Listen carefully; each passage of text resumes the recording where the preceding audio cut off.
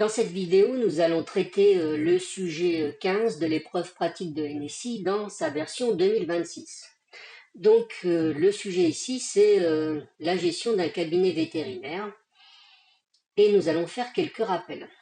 Alors, premier rappel, je vous rappelle qu'une chaîne de caractères peut se parcourir à l'aide d'une boucle for. C'est-à-dire que si, par exemple, j'écris mot égale Tarsatili, je peux faire for lettre in mot et je peux afficher la lettre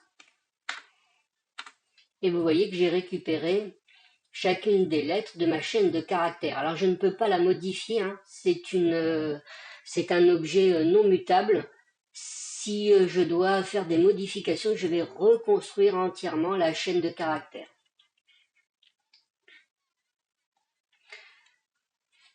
Alors on va utiliser dans ce sujet une méthode qui est isDigit, qui va tout simplement vous renvoyer true si la chaîne de caractères représente un chiffre de 0 à 9 et false dans le cas contraire. Donc si par exemple je vous écris tout simplement une chaîne de caractères qui contient un chiffre et que j'envoie isDigit,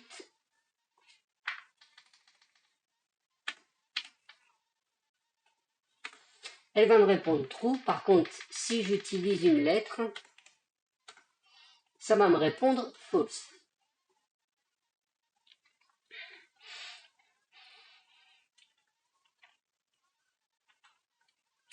Alors, vous avez ici, là, vous voyez quelques rappels sur la fonction isDigit. Alors, on va utiliser aussi le module SQLite 3 qui va nous permettre de pouvoir interroger une base de données, la modifier, la mettre à jour, insérer des enregistrements, créer des tables, etc.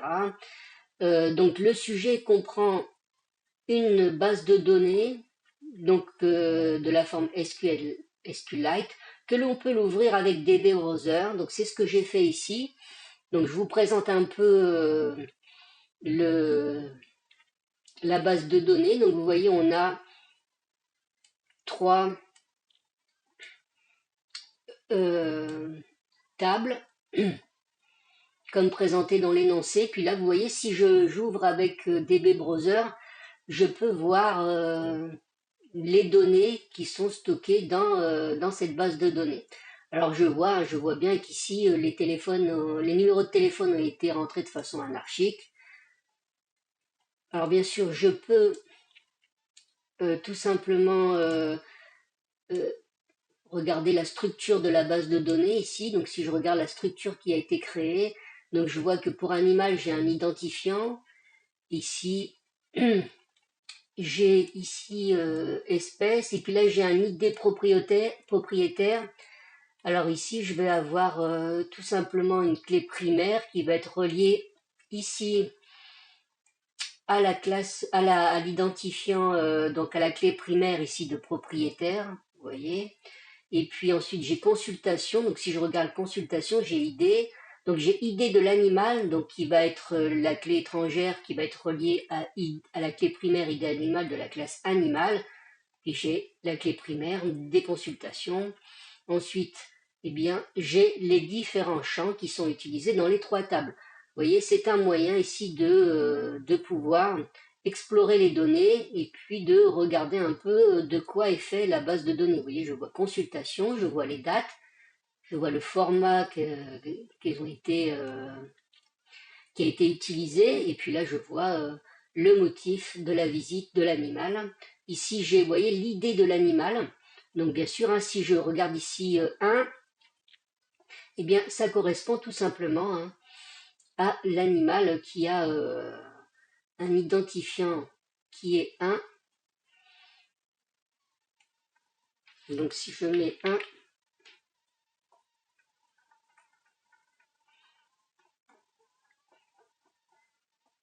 Bon, c'est curieux, je n'ai pas l'animal qui a l'identifiant 1 dans ma liste.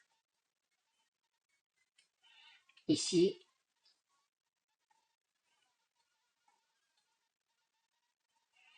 alors attendez, ID animal, bah oui. Donc vous voyez, j'ai une espèce d'anomalie, là il faudra que je regarde pourquoi. Quand j'ai ouvert,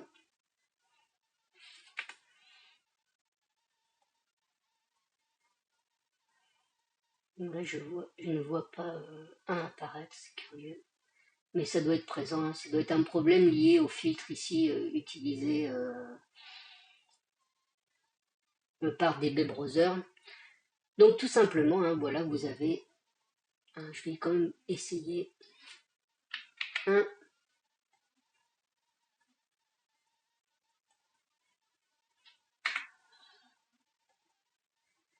Non, bon, voilà, c'était juste pour vous montrer la table, hein. Comment je pouvais consulter et regarder un peu comment elle fonctionne. Je vais quand même. Ah voilà, voilà. Donc vous voyez, vous avez bien c'est un oiseau, son nom c'est Flocon, etc. C'est moi qui faisais une mauvaise manipulation.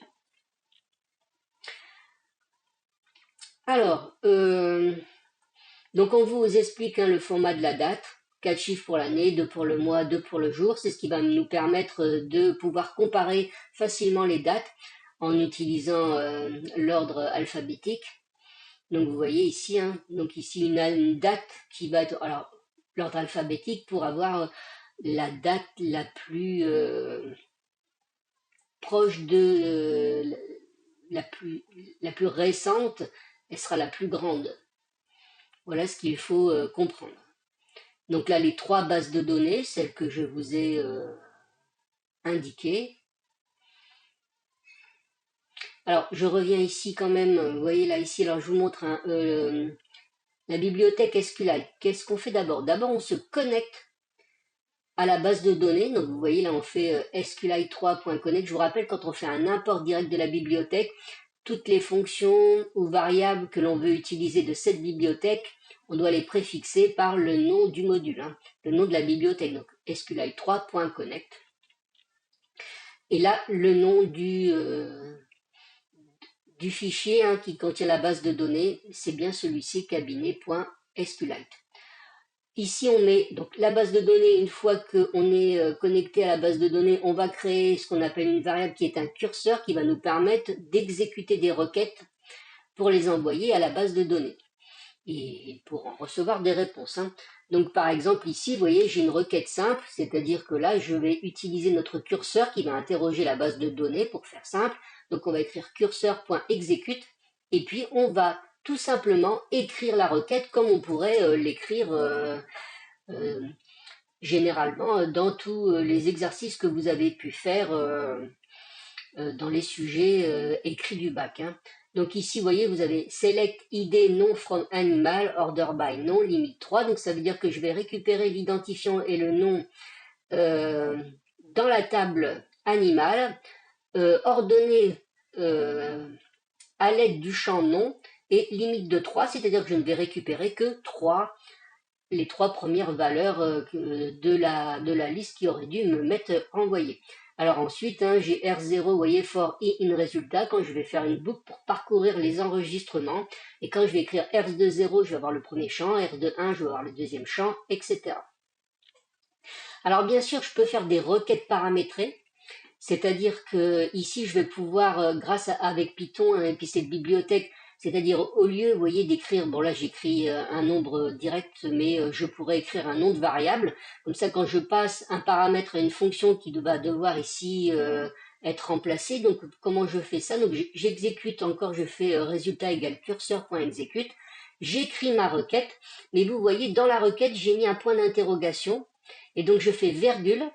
Et vous voyez derrière, je mets un tuple, donc ça veut dire que je vais mettre, si par exemple j'ai un end, et puis un autre n, et puis je vais mettre un deuxième point d'interrogation, donc en fait je vais écrire ici les valeurs dans l'ordre des points d'interrogation que j'ai écrit dans ma chaîne, et puis la requête va se charger de remplacer. Donc ça veut dire qu'ici, les points d'interrogation, qui ici va être remplacé par 2, mais si j'avais mis une variable, on va chercher la valeur qui est référencée par cette variable, et puis ça va être remplacé ici dans la requête. Attention, on a toujours un tuple, même si je n'ai qu'une donnée, je l'écris sous la forme d'un tuple. Alors ensuite, ici, je peux ici renvoyer une liste, tout simplement, hein, en faisant un cast. Je fais cast de résultats et je reçois tout simplement une liste contenant des tuples, et ces tuples contiennent les champs des enregistrements que vous avez récupérés. Donc là, c'est la présentation des tables. Donc si vous voyez ici, hein, on comprend très bien que là, ici, on a ID propriétaire qui est la clé primaire qui va référencer, qui est la clé étrangère, pardon, qui va référencer la clé primaire qui est dans propriétaire.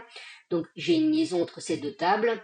Et ici, si vous regardez, j'ai ID animal qui est une clé étrangère qui va référencer la clé primaire de la table animal ici. Donc je vais avoir une connexion entre ces deux tables. Donc ça veut dire hein, que je peux faire des jointures pour pouvoir récupérer les données qui m'intéressent. Et donc nous avons ID qui sont les clés primaires hein, de ces trois tables. Donc là, il faudra prendre soin de faire attention parce que les clés primaires portent le même nom. Vous voyez, on a des champs qui portent le même nom. Donc c'est quelque chose, il faut être prudent quand on a des champs qui portent le même nom dans différentes tables, surtout quand vous allez faire des jointures. Alors vous voyez, hein, c'est-à-dire c'est ce que je suis en train de vous dire, hein, pour éviter des ennuis, vous voyez, vous allez préfixer par le nom de la table le champ. Ça vous évite d'avoir, vous voyez, une non-compréhension de ces deux tables. Hein. Vous voyez, de ces deux champs, et de ces deux identifiants ici. Hein. Alors voilà, là, je vous présente rapidement les tables si vous n'avez pas pu les ouvrir avec DB Browser. Donc vous voyez un petit peu comment ça se construit. Et puis, eh bien, nous allons ensuite passer aux différentes questions du sujet numéro 15.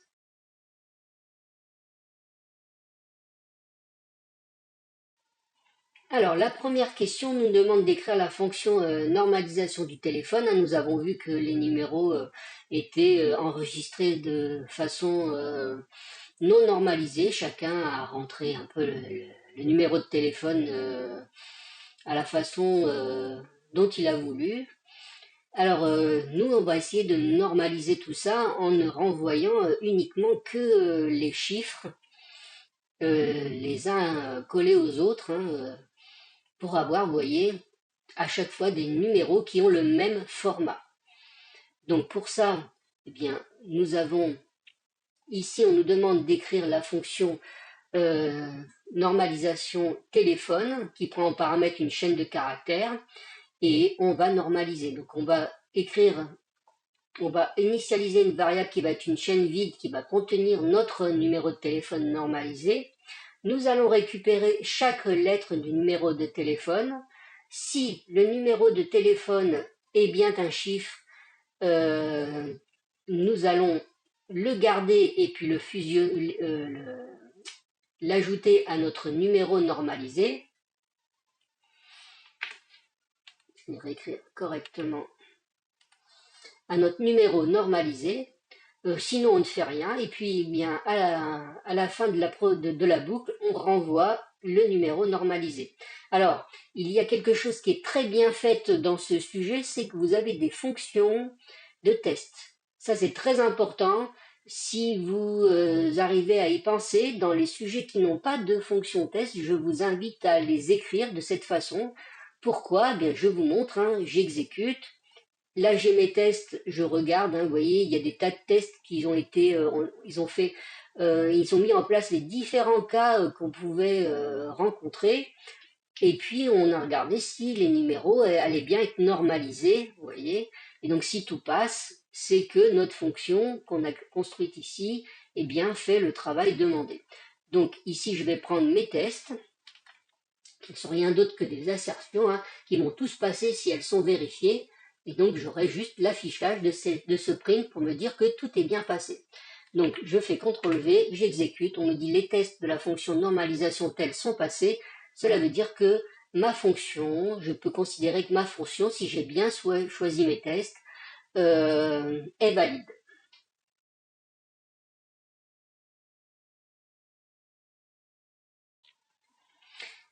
Alors, la question 2 nous dit qu'on dispose d'une fonction validation téléphone qui est fournie et on vous demande d'écrire un jeu de test, comme pour la fonction de la question précédente, utilisant des assertions.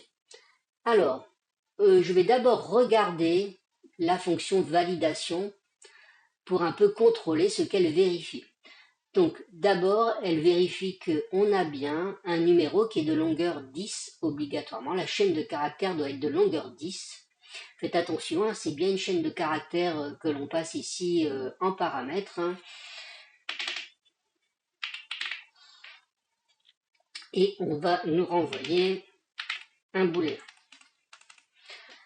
Ensuite, il faut que le premier chiffre de ma chaîne de caractères soit un 0. Il faut que le deuxième caractère soit un 6 ou un 7. Il ne faut pas que ce soit autre chose qu'un 6 ou un 7. Donc voilà les conditions qui sont vérifiées par cette fonction. Donc maintenant, je mets en place un jeu de test, tout bêtement. Donc j'écris tout simplement ici, je prends deux numéros valides avec un 6 et un 7. Je prends ici quelque chose qui est trop court, trop long pour le 10. Alors je peux aussi tester une chaîne vide, si vous voulez. Je prends quelque chose qui commence par 1, donc qui ne commence pas par 0. Et puis ensuite, je prends des exemples. Vous n'êtes pas obligé de prendre tous les exemples. Hein. Vous en prenez, vous pouvez en prendre 2, mais si je voudrais être rigoureux, voilà, je ferai ce genre de choses. Hein, où je vérifie que 1, 2, 3, 4, 5, 8, 9, en deuxième chiffre, en deuxième caractère hein, de la chaîne de caractères que je passe en paramètres, ne constitue pas un numéro valide. Donc, je vais maintenant faire ce test et je vais, alors, ne pas oublier de renvoyer mon code tout de même et je vois que tous les tests sont valides pour cette question 2. Donc, il est important de regarder la fonction que l'on veut tester pour pouvoir établir des tests qui sont cohérents.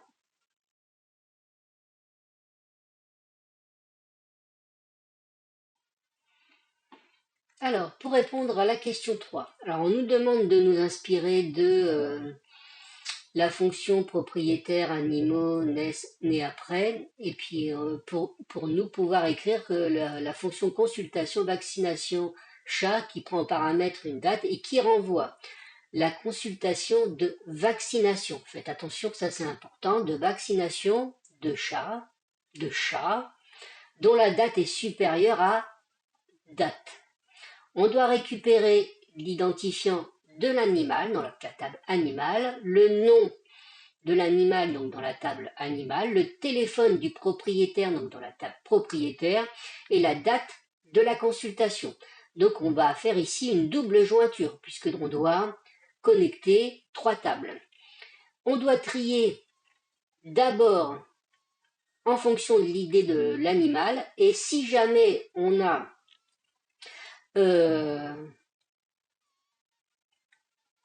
un identifiant qui est identique, on trie par date. Voilà, donc dans l'ordre croissant. Hein, d'accord ? Donc c'est ce qu'on va faire. Donc je vous montre tout simplement.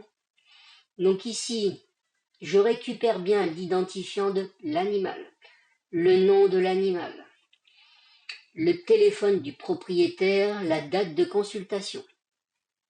Et je vais donc dire que de la table propriétaire, mais en passant par, je connecte, donc je crée une jointure avec la table animale, où je connecte ici la clé primaire et la clé étrangère.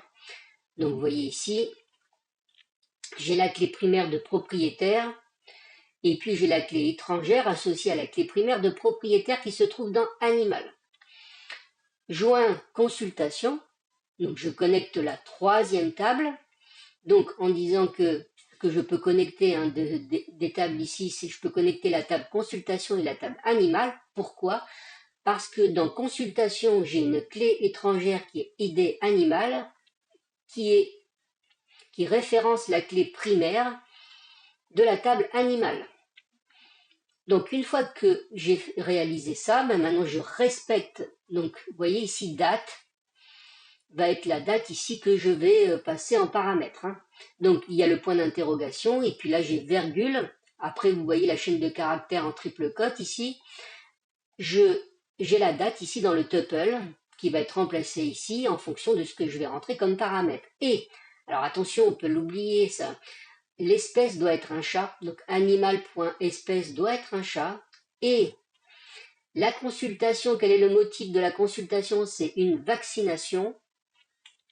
Voilà les 3 conditions que je dois mettre en place, que je range par ID de l'animal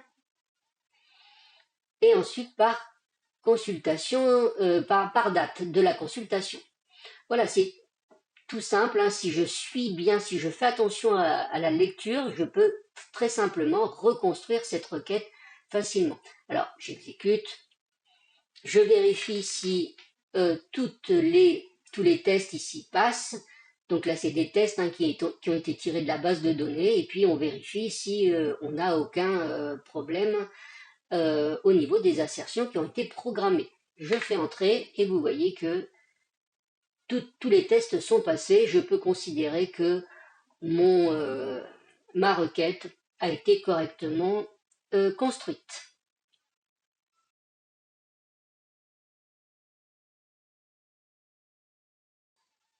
Alors, dans cette question, on vous demande de corriger le bug qui s'est glissé dans la fonction dernière vaccination qui prend en paramètre des consultations. Alors, le test échoue et puis on doit expliquer quel est le problème et puis proposer une correction. Donc, on va étudier un peu cette fonction. Donc, on regarde ici. Donc, ça doit renvoyer un dictionnaire dont la clé est l'identifiant de l'animal et dont la valeur est la consultation complète. Donc la consultation, c'est ce qui est ici, c'est-à-dire l'identifiant de l'animal, le nom, le propriétaire et la date de consultation. Donc ici, on va créer donc ce dictionnaire, on va prendre chaque consultation de ce type et puis on va en prendre donc l'identifiant de l'animal, la position 0, la date, position 3, 0, 1, 2, 3. Si l'identifiant n'est pas déjà dans le dictionnaire, donc ça veut dire que c'est la première consultation, donc on met en place ici l'identifiant de l'animal et puis on injecte toute la consultation qui est ici. Sinon, si la date est plus petite que la date qui se trouve dans la consultation, eh bien, on met à jour la consultation. Ce qui n'est pas ici cohérent, puisque vous voyez bien ici, si la date est plus petite que la date qui est déjà enregistrée, on met à jour. Ben non, on met à jour quand la date est plus récente, en fait. Et plus récente, c'est plus grand. Sinon, on ne met pas à jour. Voilà l'erreur où elle était glissée. Où elle s'était glissée. Donc voilà, et puis ensuite on retourne donc dernière, c'est-à-dire le dictionnaire, et normalement on a corrigé la fonction. Alors je vais remettre l'erreur. Donc c'était comme ceci, et donc vous voyez que j'ai une assertion erreur ici, donc consultation vaccination, on a une assertion erreur qui est la ligne 198. Donc c'est celle-ci qui ne passe pas, vous voyez. Et donc, si je fais la correction, nous allons regarder si cette fois-ci les assertions sont validées, et c'est le cas. Donc voilà pour cette question numéro 4.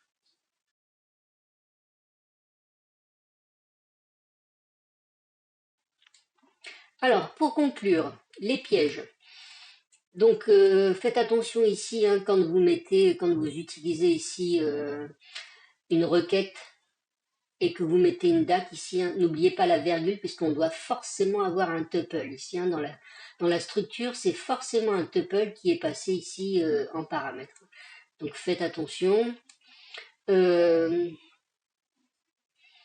Alors, oui, si vous voulez avoir une liste, comme vous avez ici, vous interrogez la base de données à l'aide de la bibliothèque SQLite, hein, n'oubliez pas de caster pour obtenir une liste pour qu'elle soit exploitable, hein. Donc là, ben, le bug, hein, on l'avait compris, faites attention à une date plus récente et forcément une date qui va avoir, en termes de comparaison, qui va être plus grande qu'une date moins récente, hein.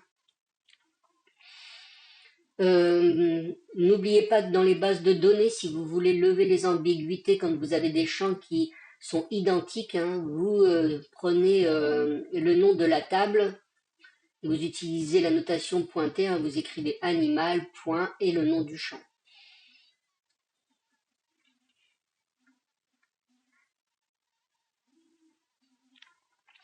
Alors ensuite, bah, vous avez un mini exercice ici, moi je vous conseille d'essayer de le faire. Et puis moi j'ai une petite colle à vous poser et donc vous allez essayer d'y répondre. Donc moi je vais vous dire quelque chose qui est faux et vous allez essayer d'identifier pourquoi c'est faux. Alors vous voyez ici on me demande de trier, puis ensuite date de consultation croissante. Puis là ben, je vous dis, bah, je ne comprends pas pourquoi on nous demande d'abord de trier par identifiant d'animal, puis ensuite par date de consultation, puisque de toute façon, un animal a un identifiant, si c'est une clé primaire, on a un identifiant ici qui est unique, donc je ne vais jamais avoir deux fois le même identifiant. Donc à vous de m'expliquer ce qui est faux dans mon raisonnement. Voilà, je vous souhaite bon courage et bonne chance pour l'épreuve pratique de NSI dans sa version 2026.